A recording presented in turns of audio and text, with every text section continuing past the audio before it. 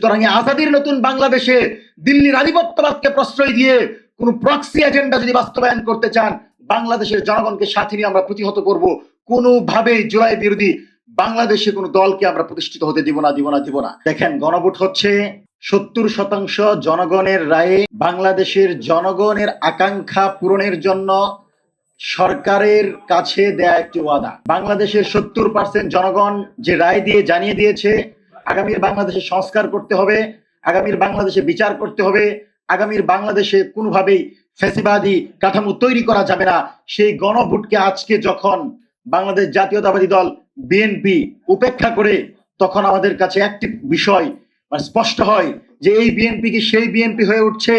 এই বিএনপি কি আওয়ামী লীগের মতো বাংলাদেশের জনগণের জনরায়কে উপেক্ষা করে দিল্লির আধিপত্যবাদকে প্রশ্রয় দিয়ে আবারও কোনো ফ্যাসিবাদী কাঠামো, দলীয় লেজুর ভিত্তিক বাংলাদেশ তৈরির চেষ্টা চালাচ্ছে কিনা, এটা আমাদের মনে প্রশ্ন তৈরি হয়। আপনি লক্ষ্য করেন, যেই মানবাধিকারের কথা দীর্ঘদিন বাংলাদেশের জনগণ বলেছিল, যেই বাংলাদেশে গুম, খুন, জুলুম, নির্যাতনের শাসন ব্যবস্থা কায়েম করেছিল আওয়ামী লীগ, সেই গুমের শিকার ইলিয়াস আলীর ভাইরা যাদেরকে র‍্যাব তুলে নিয়ে যায়, তারপর হত্যা করে দলেশ্বরী নদীতে ফেলে দেয়। সুতরাং ইলিয়াস আলীর পরিবার, ইলিয়াস আলীর মতো লোকেরা যেভাবে জুলাইকে ধারণ করতে পারবে, শিলংয়ে থাকা সালাউদ্দিন আহমেদরা জুলাইকে সেভাবে ধারণ করতে পারবে না, সেটা অত্যন্ত স্বাভাবিক প্রক্রিয়া।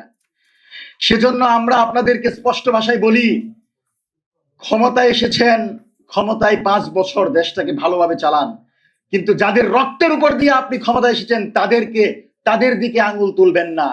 এদেশের ছাত্র জনতা আপনাদেরকে ক্ষমতায় বসিয়েছে এই কারণে যে এই বাংলাদেশ হচ্ছে সেই বাংলাদেশ যে বাংলাদেশের স্লোগান উঠেছিল, গোলামি না আজাদি, আজাদি আজাদি, ভারত না বাংলাদেশ, বাংলাদেশ বাংলাদেশ, দিল্লি না ঢাকা, ঢাকা ঢাকা। সুতরাং আজাদির নতুন বাংলাদেশে দিল্লির আধিপত্যবাদকে প্রশ্রয় দিয়ে কোন প্রক্সি এজেন্ডা যদি বাস্তবায়ন করতে চান, বাংলাদেশের জনগণকে সাথে নিয়ে আমরা প্রতিহত করব। কোনোভাবেই জুলাই বিরোধী বাংলাদেশে কোনো দলকে আমরা প্রতিষ্ঠিত হতে দিব না।